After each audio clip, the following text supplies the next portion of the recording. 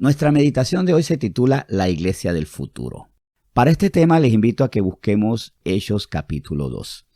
Ayer, curiosamente, cuando teníamos nuestro monte de alabanza por Zoom, pasó algo muy simpático. Cuando Jackie abrió el micrófono, ahí se escuchó su voz, pero ahí escuchamos los ladridos de Loki. Y Loki, yo me imaginé ese momento, debe estar grande ya, hace rato que no lo veo. Escuché un gallo que no me han presentado, escuché unos perritos que no los conozco, pero que asumo que había uno chocolate, uno cremita, uno grandulón, siempre hay uno chiquitito en la pandilla, ¿no? Que asume que él es igual que todos. Y en ese momento para mí fue muy simpático porque vi algo coloquial, pero también revelador. Y es que la iglesia del futuro será una iglesia con muebles caseros, en la que escucharemos ladridos de perros y percibiremos incluso fragancias de cocina, del café, del arroz terminando de cocer. ¿Por qué? Porque será una iglesia que vivirá circunstancias similares a la que vivió aquella que inició después del Pentecostés. Y en Hechos 2 vemos lo siguiente en los versículos 46 y 47.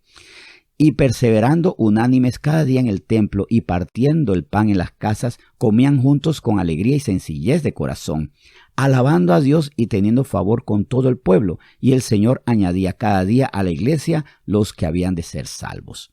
Sí, ellos perseveraban unánimes en el templo, pero también en las casas. Y la iglesia creció en esas casas donde se disponía el corazón, el ánimo, el tiempo, la energía, los recursos, para comer juntos con alegría y sencillez de corazón, para alabar a Dios, para tener favor con todo el pueblo por medio de esas oraciones y sus acciones, por medio de sus súplicas, de su acción, de su amor, que se iba multiplicando entre las personas.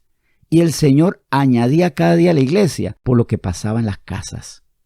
Y esto lo vemos no solo en Hechos 2, en Hechos capítulo 8, vemos que efectivamente la iglesia se movía en las casas, pero también vivía persecución, y eso hacía que se tuvieran que mover ellos, los primeros creyentes, en las casas. Dice Hechos capítulo 8, versículo 3.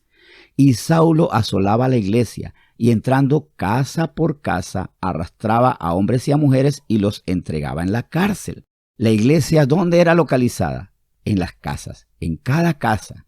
Y eran tiempos, claro, de un inicio muy esperanzador, pero también peligroso, eran tiempos peligrosos. Y eso también implicaba la necesidad de reunirse en secreto, de reunirse de forma clandestina, siendo lo más legítimo alabar a Dios, pero como en un mundo de maldad lo legítimo se vuelve proscrito. Pero ahí comenzó algo que se convirtió en vigoroso, que luego llevó a que la iglesia creciera y se hicieran estos grandísimos templos de estas mega iglesias, eso es cierto, pero que fue allí en la sencillez, entre el ruido de cacerolas, entre ladridos de perro, entre el sentir en la pierna al gato que camina porque dice me están invadiendo mi casa, porque los gatos se adueñan de las casas que no pagan, por las que no responden ni limpian nada, pero ellos van exigiendo, ¿no? Y en esas iglesias donde sentían al perro, escuchaban al pollito y todas esas cosas, creció este cristianismo puro, y hacia allá vamos. En Hechos 20 vemos que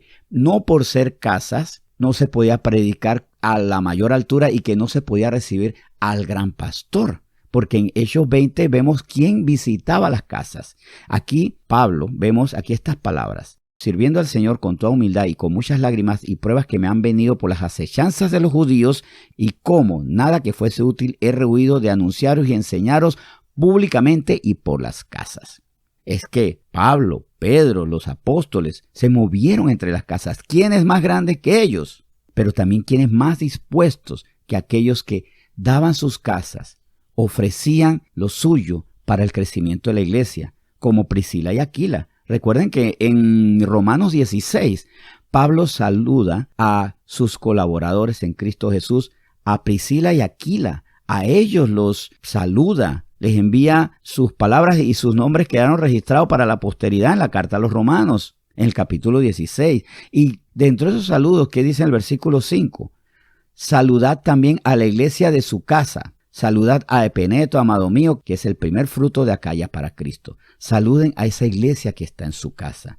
Nuestras casas son iglesias en el momento que se las entregamos al Señor Jesús. Y nuestras casas se convierten en iglesias, templos para el Señor, cuando lo recibimos con gozo, con esperanza, cuando detenemos máquinas, cuando hacemos todo para escucharlo a Él.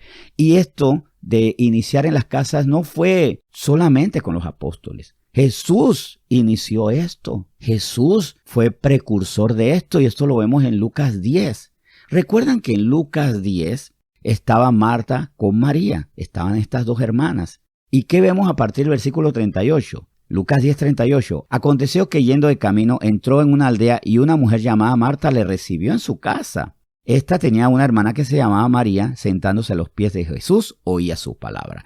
Eso es iglesia, una casa donde se recibe a Jesús y se oye su palabra. Claro, es una casa donde se escuchan ruidos, donde hay oficios, donde hay fragancias de casa y donde muchas veces esas cosas nos pueden distraer, porque ¿qué resultaba con Marta? Pero Marta se preocupaba con muchos quehaceres y acercándose dijo, Señor, ¿no te da cuidado que mi hermana me deje servir sola? Dile pues que me ayude. Y ya sabemos que Jesús le dijo, Marta, Marta, afana y turbada estás con muchas cosas, pero solo una cosa es necesaria y María ha escogido la buena parte, la cual no le será quitada. Ahí humildemente ellas ofrecieron su casa. Marta todavía necesitaba madurar, como nos ocurre a nosotros cuando ofrecemos nuestras casas, que estamos más pendientes a veces de atender a las personas o atender a Cristo que está en nuestras vidas, que está llegando a nuestra casa, pero no nos dejamos atender de Cristo. ¿Por qué les digo esto? Recuerden que en Mateo 24 se habla de los tiempos difíciles, cuando tendremos que huir, cuando seremos perseguidos. Es más, cuando dicen, huyan de sus casas. Si en las casas seremos visibles, imagínense si todos estamos en un templo. Pero antes de huir, ¿qué tenemos que hacer? Anunciar el evangelio. Cuando seremos proscritos por decir que el mundo fue creado por Dios y sustentado por Cristo y para Cristo. Cuando por decir que tenemos que renunciar al pecado se nos va a calificar de prejuiciosos, de malvados y que queremos coartar la libertad. O sea, la libertad de las personas, hacerse daño a ellos mismos, ¿no? Y desde ahora la motivación de esto es crecer en ese amor y esa sencillez de corazón. ¿Y dónde está el amor que nos lleva a nosotros a entre trastes, entre gatos, perritos, entre sonidos de pajaritos y demás, a orar todos juntos? Y también que sea nuestra vuelta a las casas ahora a partir del verano, cuando ya podamos nuevamente los domingos estar juntos. Al final de cuentas, lo que nos debe conservar es el amor y la sencillez de corazón. Vamos a orar. Señor, muchas gracias porque tú nos hablas de cómo comenzó todo, con alegría y sencillez de corazón, orando, estando perseverantes en hacer la buena obra, en tener favor con el pueblo, alabándote a Dios y que incluso los vecinos escuchen. Estaremos en templos mientras tenemos que estar en templos. Estaremos en casas y en templos porque ellos en ese tiempo estaban unánimes en el templo y partiendo el pan en las casas. Así estaremos nosotros también y llegará el momento cuando no haya templo, cuando los templos sean peligrosos y nosotros por preservar la palabra y por persistir en ella nos reuniremos donde sea necesaria. Si tenemos que reunirnos en bosques, en llanuras, lo haremos, porque no es el templo, sino quien es el dueño de nuestras vidas y quien entra a las casas y las convierte en iglesias. Ese eres tú, Señor Jesús. Gracias, Señor, por la palabra con la que hoy nos has nutrido, nos sigues fortaleciendo y hacer crecer en el amor. En nombre de Jesús, amén.